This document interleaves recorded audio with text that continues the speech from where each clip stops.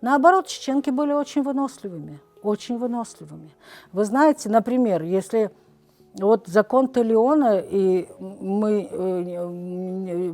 например, убили брата, и некому мстить больше. Отца нет, больше братьев нет, но есть дочь. Она объявляла, что она будет мстить, одевала мужскую одежду и мстила. То есть, например, у нас была такая категория девушек мехкари. Это перворожденные девочки, перворожденные. Царь Дзуберса, мехкари. Считал, что это описывает Ахмад Сулейманов, да, считал, что они имеют сакральную силу, могут дождь вот вызывать, их водили, могут вылечить скотину и так далее.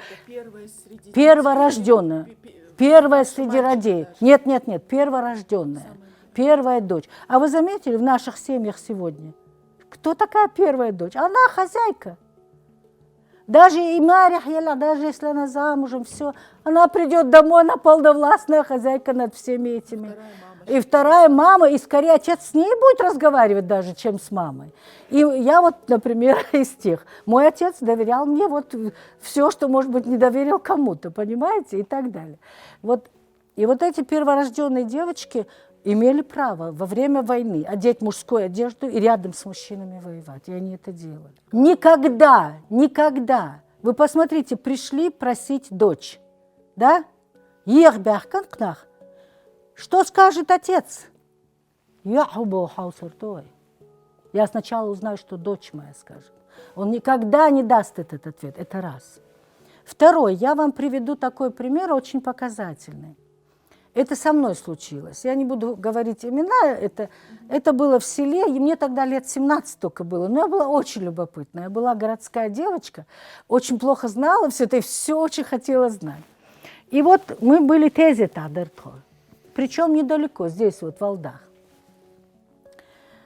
И тезет, дай баш, сидят принимающие соболезнования, тезет, вот похороны, приходят соболезнования выражать. Это было во дворе наших родственников.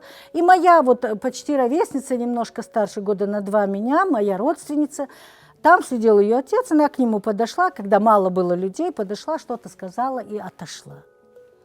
И в это время к ней подходит ее мама, и ругает ее, на чем свет стоит, и так далее. Как тебе не стыдно? Почему там сидят мужчины, старики? Ну зачем ты пошла? Неужели не могла подождать? Чтобы с отцом поговорить и так далее. Она ее слушает, опустив голову, и в конце ее мама говорит: то есть я состарилась, я это не сделаю. Почему ты делаешь? И вот в этот момент моя подруга поднимает опущенную голову и говорит: Хамиль вот сига. Хороша б ты, говорит, была, а у тебя кто там? Сатига, да, у деваша, у дешича, у вежрибу. Хамиль вот сига. Это очень интересный чеченский обычай, закон. Кровь дочери принадлежит отцу. Всегда. Где бы она ни была. Какой бы замужеством она ни была, понимаете? Даже если женщину застигнут за очень неприятным делом, ее убить нельзя. Ни муж, никто не может. Ее убить могут, ее надо отвезти домой, и там они ее убьют.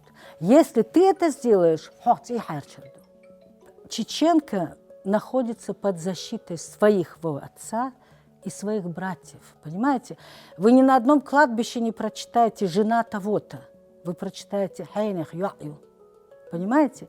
Даже раньше было так, если она хотела, чтобы ее похоронили с детьми, там, возле мужа, там, где Марсхой, весетта диессу.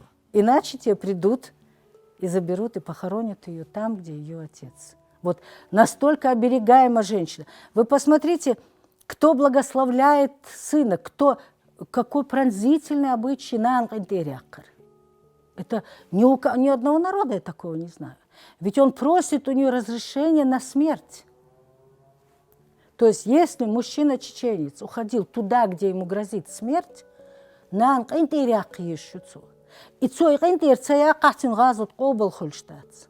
понимаете? Я помню, я вот не могу это не рассказать.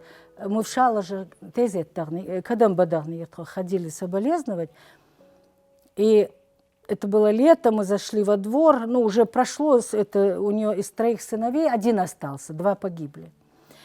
И они во дворе сидели на маленьких жимгантах, очень красивая женщина, такие кудряшки. Вообще старость у нас очень красивая бывает. Ну вот, ну, мы выразили соболезнования, когда сели там с ними разговаривать, ну, я, конечно, любопытная Варвара, начала ее расспрашивать. Я говорю, мудари, дитя, и она вот, знаете, как обыденную вещь рассказывает, вот, не как что-то, вот, они, видимо, погодки были все, то есть они зашли, говорит, когда мое сердце поняло, что они. Тут она улыбнулась, а рядом же муж ее сидел, говорит, говорит. Их отец, говорит, расстроился, ушел в другую комнату. Так, а мне интересно, как они сказали. Ну, хуэлэр царь, и что там ты ардолдох, что хокантиряк, кончаешь. И послушайте, Регина, ее ответ. Я об этом писала даже в диссертации своей.